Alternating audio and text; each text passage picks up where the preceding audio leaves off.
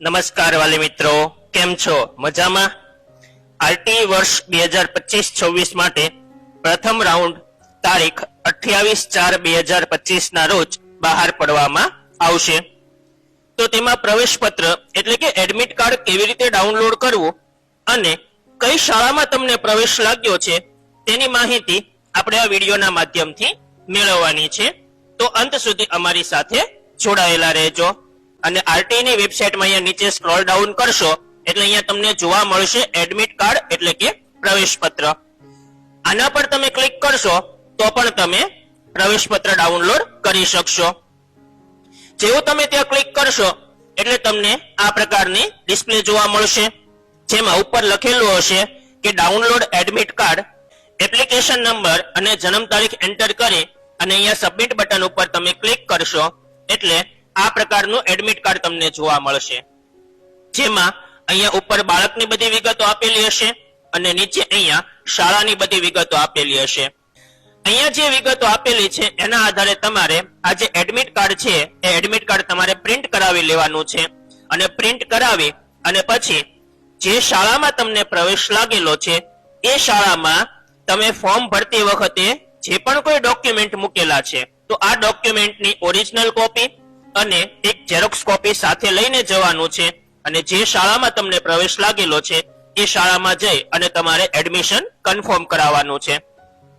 પણ એક ખાસ વાતનું ધ્યાન રાખવાનું છે કે જે તારીખ અને સમય મર્યાદા આપેલી છે એ તારીખ અને સમય મર્યાદામાં તમારે આ ડોક્યુમેન્ટ ત્યાં જમા કરાવી અને તમારો બાળકનો પ્રવેશ કન્ફર્મ કરાવવાનો રહેશે.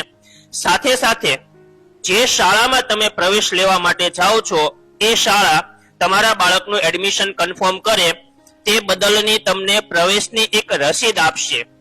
આ રસીદ તમારે અચૂક લઈ લેવાની છે. હવે એ રસીદ કેવી હશે? તો આ પ્રમાણેની રસીદ જનરેટ થશે શાળામાંથી, જેમાં એક કોપી હશે વાલીની અને બીજી કોપી હશે સંસ્થાની. જેમાં વાલીની કોપી લખેલું છે એ વાલીની કોપી તમને અહીંયા શાળાના આચાર્યના સહી સિક્કા કરી અને આ જે કોપી છે એ તમને આપવામાં આવશે. જો આ કોપી તમારી પાસે છે તો જ એનો મતલબ એવો થશે કે આ શાળામાં તમારો પ્રવેશ કન્ફર્મ થયેલો છે. જો તમારી પાસે આ પહોંચ નથી અથવા તો શાળા દ્વારા પહોંચ આપવામાં આવેલી નથી તો કદાચ બની શકે કે શાળા દ્વારા તમારો પ્રવેશ કન્ફર્મ કરવામાં આવેલો નથી. એટલે ભૂલ્યા વગર તમારે આ પહોંચ છે એ શાળામાંથી તમારે લઈ લેવાની રહેશે. બીજી એક કોપી છે એ શાળા પોતાની પાસે રાખશે અને અહીંયા વાલીની સહી કરવાની રહેશે અને આ એક કોપી છે એ સંસ્થા પોતાની પાસે રેકોર્ડમાં સાચવી રાખશે. શું તમને પ્રથમ રાઉન્ડમાં પ્રવેશ મળ્યો છે કે નથી મળ્યો તે નીચે અમને કમેન્ટ બોક્સમાં જરૂરથી જણાવજો. જો આ માહિતી તમને સારી લાગી હોય તો વિડીયોને લાઈક કરજો, તમારા મિત્રોને શેર કરજો અને ચેનલને સબસ્ક્રાઇબ કરજો. આ ઉપરાંત પણ જો તમારા કોઈ પણ પ્રશ્ન હોય તો તમે નીચે કમેન્ટ બોક્સમાં જણાવી શકો છો અથવા તો નીચે ડિસ્ક્રિપ્શનમાં તમને હેલ્પલાઇન નંબર આપેલો છે એ હેલ્પલાઇન નંબર ઉપર તમે વોટ્સએપમાં મેસેજ કરી શકો છો. યોગ્ય સમયે તમને જરૂરથી તેમના જવાબ મળશે.